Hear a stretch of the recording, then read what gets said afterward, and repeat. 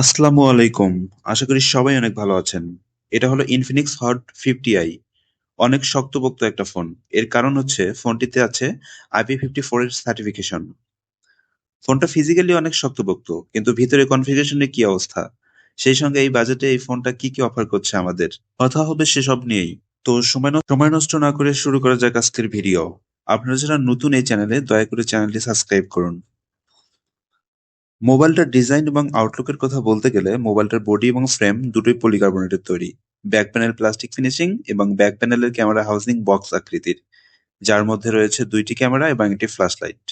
তার পাশাপাশি ফ্রন্ট প্যানেলে রয়েছে পাঁচশাল সেলফি ক্যামেরা। এছাড়াও ফোনটিতে রয়েছে ডুয়েল এসটিআই স্পিকার, সেই সঙ্গে 4 বছরের সফটওয়্যার আপডেট। ফোনটার পোর্টস এবং বাটনের কথা বলতে গেলে মোবাইলটার রাইট সাইডে ছিল পাওয়ার বাটন এবং ভলিউম বাটন। পাওয়ার বাটনটি ফিঙ্গারপ্রিন্ট সেন্সর হিসেবে কাজ করে। মোবাইলটার লেফট সাইডে ছিল সিম রিজেক্টর। এখানে দুটি সিম কার্ডের পাশাপাশি একটি ডেডিকেটেড মেমরি ব্যবহার করা যাবে। মোবাইলের উপরের অংশ ছিল সেকেন্ডারি স্পিকার এবং নিচের অংশে ছিল USB type C port, main speaker, microphone এবং 3.5 মিলিমিটারের অডিও জ্যাক। মোবাইলটার ওয়েট এবং ডাইমেনশনের কথা বলতে গেলে মোবাইলটার থিকনেস ছিল 8.1 মিলিমিটার এবং ওজন ছিল 184 গ্রাম। ফোনটার ওয়েট ডিস্ট্রিবিউশন ঠিকঠাক হওয়ার কারণে সিঙ্গেল হ্যান্ডেই সহজেই ব্যবহার করা যায়। এছাড়াও ফোনটিতে আছে IP54 এর প্রোটেকশন সার্টিফিকেশন, অর্থাৎ হালকা পাতলা বৃষ্টির ফোঁটা বা পানিতে এবং ধুলোবালিতে ফোনটার তেমন কোনো ক্ষতি হবে না। এছাড়াও ফোনটা অনেক শক্তপোক্ত, হাত থেকে পড়ে গেলে কিংবা উঁচু জায়গা থেকে পড়ে গেলে ফোনটার তেমন কোনো ক্ষতি হবে না।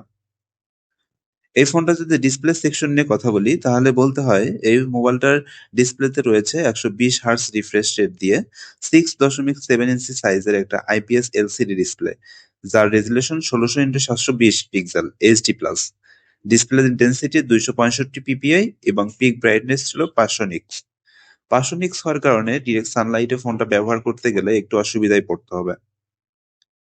স্ক্রিন এবং বেজেলের কথা বলতে গেলে লোয়ার বেজেলটা কিছুটা মোটা, অবশ্যই এই বাজেট রেঞ্জে ঠিকঠাকই আছে। তবে লোয়ার বেজেলটা যদি আরেকটু চিকন হতো তাহলে দেখতে ভালো লাগতো। এই মোবাইলটির ব্যাক প্যানেলে ছিল দুইটি ক্যামেরা সেটআপ, যার মেইনটি 50 মেগাপিক্সেলের 1.79 অ্যাপাচারের এবং অন্যটি 2 মেগাপিক্সেলের।